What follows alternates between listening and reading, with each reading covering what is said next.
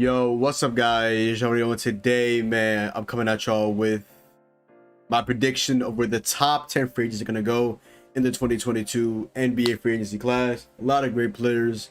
I'm not gonna include players like Beal or Harden because more than likely they'll probably opt in. Harden's not opting out of $47.5 million. Bradley Beal potentially might opt out and just sign a supermax contract with the Washington Wizards. If Beal ends up opting out joining another team, I would be honestly very surprised, very shocked. But yeah, I was recording this video for my baseball fans right after my New York Yankees just got no hit by Christian Javier. So am I in a good mood right now? Absolutely not, but I'm gonna power through and make this video. So yeah, we are make this video the 25th. We are now 2 days off of the draft. That definitely changes predictions. So hey, other than that, let's get straight into the video. Okay, all right, so coming in at number 10, I have Victor Oladipo, currently of my Miami Heat. Victor Oladipo is a really interesting person, especially due to the fact that he is a player that is very injury prone. We haven't seen Victor Oladipo play a healthy season and it feels like forever. Obviously last year he missed half the season with the Miami Heat, came back, played sporadically in the playoffs, played sporadically in the rotation, and then he finally latched on towards the end of the season. Had a 40-point game against the Magic, had a really good game also at the end of the season against the Toronto Raptors, and obviously had his moments in the playoffs, especially that game 6 against the Celtics where he absolutely had Jaylen Brown. It felt like for a whole entire quarter in the third quarter, literally. And I don't know where the value really lands for Victor Oladipo. I don't know if a team's gonna overpay like the Knicks, offer him like $10 to $15 million a year. Overpay for a guy that hasn't had a healthy season since God knows how long. So I'm gonna predict that Victor Oladipo go ahead and he will re-sign with my Miami Heat. Victor Oladipo is a guy that already declined a large deal with the Rockets to go ahead and join the Miami Heat. I don't think that as soon as he's seen obviously his role increased with the Miami Heat and he had such great performances with Miami Heat that he would just all of a sudden just leave the team. I don't think I could see him maybe leaving the team for is just because, like I said, a team might throw money at him. He's already gave up so much money in the extension that he would decline with the Rockets, join the Miami Heat. We did that once again, especially with him getting older and him not knowing when he's gonna ever play a next, whenever he's gonna play a next fully healthy season. He might take that deal next year, but in my opinion, I'm staying with the Heat. Just seems like a Heat lifer, all about Miami, and he had really nice flashes this year with the Miami Heat. So I'm gonna say Victor Oladipo is going to go ahead and re-sign with the Miami Heat this offseason. Coming in at number 9, I have Mitchell Robinson of the New York Knicks. Mitchell Robinson is one of those guys that isn't talked about much, but he's a really good center in the NBA. He may be better as a backup center depending on just how dominant the starting center is on the NBA team. For most teams, Mitchell Robinson probably would not be a starting caliber center, which is why I don't see him being retained by the Knicks. The Knicks now have Jericho Sims, who I could definitely see being their backup center next year. Definitely show flashes this year. And they had Jaylen Brunson for like a split second. And then they traded him away with Kemba Walker for a pick next year or in the year after that I believe is protected. So yeah, they're the center of the future, Jaylen Brunson, and said, nope, let me go ahead and trade out Kemba Walker and Jaylen Brunson for something that I literally can't remember. That's how insignificant it was, if I'm not mistaken. So yeah, had a chance to get in Jaylen Brunson. They said nope. And now I think they're not going to resign Mitchell Robinson because I think he's going to go to the Chicago Bulls and he'll be back. I'm going to call it Vucevic. If not, them eventually making a trade for Rudy Gobert, then he will be backing up Rudy Gobert because their centers last year off the bench were not good at all. They had Tony Bradley, who was not good whatsoever, and then Tristan Thompson has showed a couple of flashes, but for the most part, Tristan Thompson was not great in his time with the Chicago Bulls, which is why I have Mitchell Robinson going ahead and becoming a really good backup center, backing up Vucevic or backing up Gobert next year, depending on what they do with their centers. And I have him being a part of the Chicago Bulls. Coming in at number 8, I have Mo Bamba of the Orlando Magic. Mo Bamba is also one of my favorite players in the NBA that I really feel like are very underrated. Stretch the floor, play really good defense, is a pretty good rebounder, and seems pretty damn versatile. Okay, Mo Bamba is a guy that showed flash throughout his NBA career. Had a really good game last year, like 7+ threes. I remember watching that game. It was going absolutely insane. Really good stretch big, really big Mo Bamba guy. Obviously now the Magic drafted Paolo Banchero #1 overall, so they don't really have a spot. The starting 5 for Mo Bamba, because their center obviously is Wendell Carter Jr. and then obviously you want to start Paolo Banchero because you have to do #1 overall. Obviously makes sense, okay. So I'm gonna say he's gonna go on and he's gonna move to a place not too far from. It's gonna be my Miami Heat. with PJ Tucker probably on his way to Philadelphia, another team that's going to pay a lot of money for a 37-year-old power forward, what better guy to replace him than Bamba, who was younger, is a better shooter, and is way taller. He can play literally perfect alongside Bamba Adebayo, who we know isn't a great jump shooter whatsoever, but apparently he wants to work on his three-point shot, but he's not even a good mid-range shooter right now. I don't know, but yeah. Like I remember a couple of years ago, there was a rumor that Jimmy Butler was finding Bamba Adebayo every game that he didn't shoot a three-pointer. Hope that's still going on. Bamba Adebayo has not shot a three-pointer, it feels like forever. He might have shot a three last year in the late in the shot clock and maybe like a half court. He outside of that though, he hasn't shot a three and God knows how long. So yeah, Bamba would be the perfect guy for the Miami Heat. I would take him with open arms, show really good flashes with the former lottery pick. So flashes, especially last season, just they have Franz Wagner as well with the Magic. It's just too much front court depth. Jonathan Isaac still there. There's a lot of guys there. I just see them not re-signing Bamba. Better team to send him to than the Miami Heat. That will definitely show him how to get it done and hopefully bring out the best of them. We saw how we develop our young players. Obviously, gonna hopefully develop Bamba if he ends up signing with the Miami Heat. Okay, coming in at number 7, I have Anthony Simons of the Portland Trail Blazers. Anthony Simons obviously had a really good second half of the season, especially after Damian Lillard went ahead and ended up getting injured with that, I believe, abdominal injury. Even before that as well, with Damian showing really good flashes, but he definitely excelled with Damian obviously out of the lineup, as he had a way bigger role and was able to go ahead and develop his game and showcase it out for a bit. Okay, Anthony Simons last year was honestly one of my favorite players to watch. The guy was an absolute bucket, really good playmaker, and this year he is a restricted free agent, and we know that last night or 2 days ago the Blazers went ahead and ended up drafting Shaedon Sharpe out of Kentucky, the mystery man, at number 7. So there's still in the window there for Simons to go ahead and re-sign with the players. In my opinion, Dame and Simons, they play super similar. Between Simons and Dame, could they really play 1 and 2? I mean, Simons technically is an undersized 2 if I'm not mistaken, but he can play 2. They play extremely similar. It's basically having a guy that has flashes of Damian Lillard and an actual Damian Lillard. So it's kind of interesting. They're not really good defenders. Maybe flashes of McCollum and Dame. I'm not too sure, but I'm gonna go out and say that no matter what the money is, if it's at least reasonable, that the Blazers are gonna go out and match that contract, and I think they're going to retain Anthony Simons and see what they have now in Damian Lillard and Anthony Simons and Shaedon Sharpe and Jeremy Grant. And at center, I don't know who their center is going to be since Nurkic is a free agent. Maybe they retain Nurkic. I'm not too sure at all, but yeah. Coming in at number 6, I have Tyus Jones of the Memphis Grizzlies. This honestly was one of the most difficult ones to make just because there's a plethora of teams you can go to. But I don't think that's going to be the Grizzlies just because they went ahead and drafted Kennedy Chandler out of Tennessee to become their backup point guard, and before that they ended up drafting Ty Washington, who I felt like was going to fall to Memphis, and he did, but they ended up trading him immediately to the Houston Rockets. So Ty Washington is a Rocket and Kennedy Chandler is also a Grizzly, with them also trading away De'Anthony Melton as a recent. I think they're just trying to go ahead and bolster that team, I guess, with younger pieces. Obviously they had Zion Williams last year drafted in the lottery that they reached on him, but he actually got a pretty solid rookie season, so I guess I wasn't correct on that pick, so that's tough. But I have Tyus Jones departing from the Grizzlies because I think he's going to garner some starter money. I feel like he showed last year with having his best season of his career that he can start on a decent amount of teams in the NBA. Always been a big fan of Tyus Jones. Remember watching him from Duke. Obviously his brother Trey Jones is now backing up Jonathan Murray on the San Antonio Spurs, so hey, 2 good Jones brothers in the NBA. I just see Tyus Jones this year probably become my starting point guard, and like I said, there's a lot of teams I can see him going to, whether that's the Pelicans, whether that's the Knicks, whether that's the Wizards. But I'm gonna go ahead, I'm gonna say he's gonna sign with the New York Knicks. I think they're gonna go ahead and they're not gonna sign Jaylen Brunson. Jaylen Brunson, I saw a rumor recently that he's probably gonna re-sign with the Dallas Mavericks. I don't know why you would get even more money probably signing with the Mavericks and then you would decide to join the Knicks. I know your father that was the assistant head coach. Good job, by the way, on that. Knicks trying to kind of get him to go to the Knicks even more by getting his dad as the assistant head coach. I mean, good try, but I don't think it's going to work. Mark Cuban is going to go ahead. I believe he's going to do his thing, man. I think he's going to do his thing.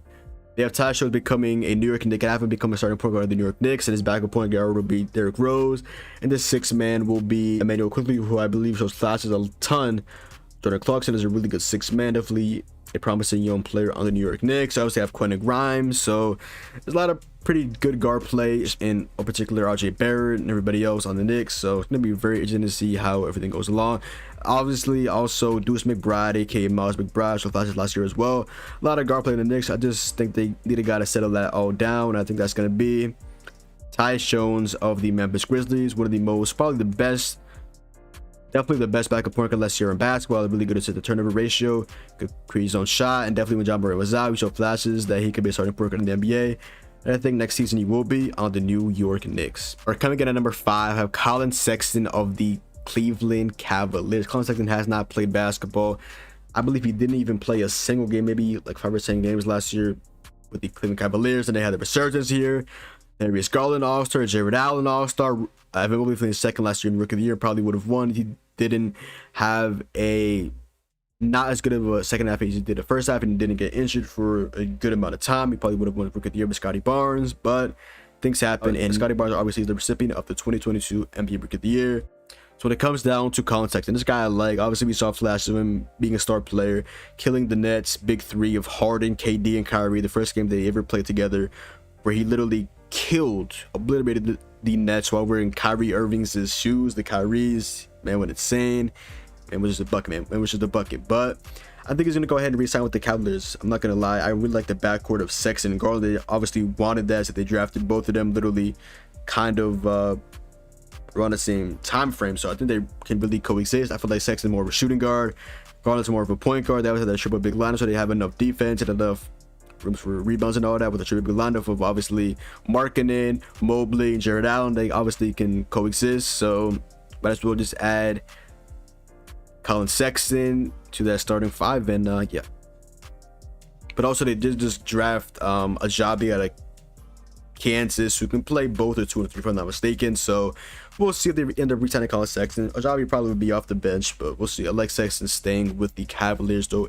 All right, coming in at number 4, I know I just talked about it, but it's Jaylen Brunson of the Dallas Mavericks. Obviously, the Knicks want Jaylen Brunson so bad, and I don't know why they're just so infatuated with Jaylen Brunson. I know he's a good player, but Jaylen Brunson, in my opinion, is more of a 2 than a 1. He's a decent playmaker, but he gets most of his production off of scoring. He scores in bunches. He can be very streaky at points as well. So I like Brunson. I'm a big Brunson guy. I said he was going to get his bag this offseason. I feel like Mark Cuban as well. The man, he's not going to let him walk. So I think he's going to end up re-signing with the Dallas Mavericks. Him with Luka can coexist, obviously. They may look to trade away a guy like Tim Hardaway Jr. just because he just made a lot of money. He didn't really play much, especially the second half of the season last year. So I think TSJ is gone. Brunson, in my opinion, I think he's going to stay and be retained by the Dallas Mavericks. The only reason I see why this might not happen is, like I said, if the Knicks just somehow just overpaid the living shit out of Brunson, or somehow if Bradley Beal ends up opting out and then the Mavericks can go ahead and just scoop him up a decent sign and trade, then maybe that happens. But I don't see a world where Brunson leaves the Maverick. I feel like it's just set in stone.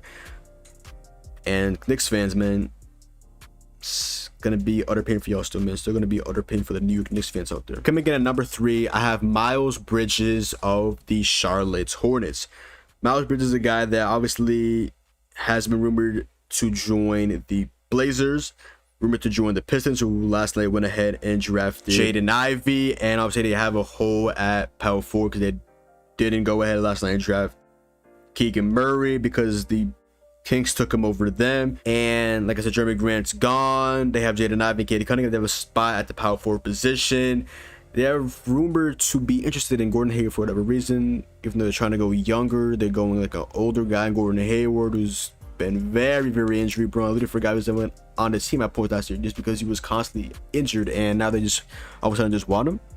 See, I don't know about all that. I have Bridges ending up resigning with the Hornets. I really like the core of LaMelo Ball or Rozier, Miles Bridges. I feel like they'll throw a good amount of money at him. And obviously, they can offer him the most amount of money out of every team, and money talks. And I feel like they have a really good core on there. And I feel like he'll end up staying with the Hornets. The Hornets actually have a really good look at his team now. They have, like I said, LaMelo Ball, Terry Rozier, Miles Bridges, PJ Washington. Now their starting center now will probably Mark Williams. So shout out to them. They actually have a starting caliber center in Mark Williams. So good selection 2 days ago from the Hornets, man. Good shit, good shit. All right, coming in at number 2, I have Deandre Ayden of the Phoenix Suns. Deandre Ayden is a guy that is highly coveted by most of NBA teams. I believe the Blazers want him, the Spurs want him, obviously the Suns want him, but I don't think he's gonna end up going back to them. Apparently him and Monty Williams had like a falling out. They're not really weren't on the same page last year, and this is just obviously gonna end. So I'm gonna end up saying that obviously the Pistons obviously could use him as well. They're Isaiah Stewart, but I feel like the Pistons really right now are not in a win-now situation. Obviously, when you want him, you want to be in a win-now situation, but it doesn't make sense because this next team I think he's going to go to, they're not really in a win-now situation, but they obviously could use a center, and they obviously have players that can obviously go to the play-in, so hey, why not? But in my opinion, I have Deandre Ayden going ahead and signing with the San Antonio Spurs with their all-star point guard DeJounte Murray. Obviously just got Jeremy Sohan out of Baylor. They have Devin Vassell at shooting guard. They have Connor Johnson at small forward. And obviously Sohan will play power forward, most likely. And might as well just get a center, Deandre Ayden, who obviously you guys are rumored in. Agapurdo probably is on his way out. He's a solid center though. But obviously want to move on to bigger and better things, and that's Deandre Ayden. I feel like he will flourish, especially being coached by one of the greatest coaches of all time, Greg Popovich. Why not bring him there? And we'll see what the duo of Deandre Ayden and DeJounte Murray can bring into the world, and can't wait to see if that happens. All right, coming in at number 1, I have Zach LaVine, who also is probably the most coveted free agent along with DeAndre Ayden. Obviously, he is the best player, in my opinion, out of the 2022 NBA free agents. The guy is a really good scorer, decent playmaker, and only really knock on his game is his defense. He's not a really good defender whatsoever, and we obviously know that LaVine is an insane scorer, and I feel like any team in the NBA that needs a shooting guard would definitely look to get LaVine. It just probably just comes down to obviously what he wants to do, and I could see him going to a couple of different teams, whether that's the Mavericks, whether that's going to the Bulls. But yeah, I have Zach LaVine going ahead and being retained and re-signing to the Chicago Bulls. Just makes all the sense in the world. DeMar DeRozan, Zach LaVine. Like I said, you could trade for a guy like Rudy Gobert. I'm not too sure, with him making like $200 million across like 5 or something years. It's an insane contract. The largest contract for a center in NBA history is Rudy Gobert, which is just insane to say. But yeah, I have LaVine going ahead and resigning with the Bulls. It makes so much sense. Him and DeMar looked amazing last year. They just obviously had their struggles. They had a lot of success though, especially early on in the season. They had really, especially until the All-Star break, they literally had that first overall seed in the Eastern Conference. Don't forget about that. And then injuries happened. DJJ got injured. Caruso got injured.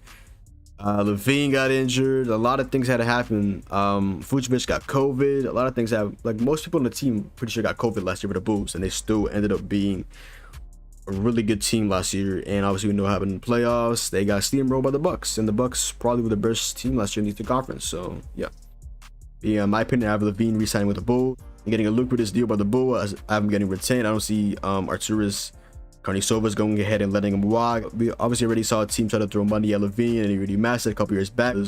Obviously LaVine back then wasn't the player he was, but I remember a couple years back the Kings went ahead and offered LaVine the offer sheet, and the Bulls instantly matched that deal. So yeah, I think that will happen again. I'm not too sure if LaVine's a free agent, but I think even if he is, definitely go ahead and match that deal or just outright sign him a deal. I just feel like he's just way too important of a person on the scene for them to just not retain. If you don't end up returning Zach LaVine, your best players would be DeMar and Vucevic. If you don't get anything worthwhile in a sign and trade for LaVine, then what is the purpose of letting him walk at all? I just would not understand that whatsoever. Yeah, man, in my opinion, that's where I believe the top 10 free agents are going to go in the 2022 NBA free agency class. Honestly, it's a really good class of really good players. It might make a part 2 potentially like I did last year, did last year as well. Going ahead and going through where I think the top 10 to top 20 players are going to go for agency. It was really fun to make that video. Hopefully we get another really good free agency class, and hopefully we got a lot of signings that just don't make any sense at all. So I can go ahead and just sit back and just talk about it. But yeah, also comment down below in your guys' opinion. Who do you guys think these top 10 free agents are going to go?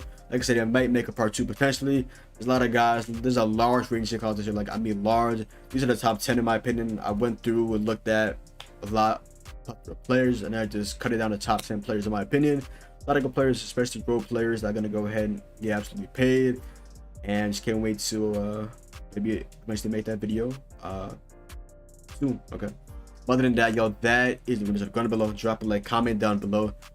Find me on Twitch, Twitter, Instagram. Boy John. Hopefully, you guys enjoyed the video, and I'm out, man. Peace.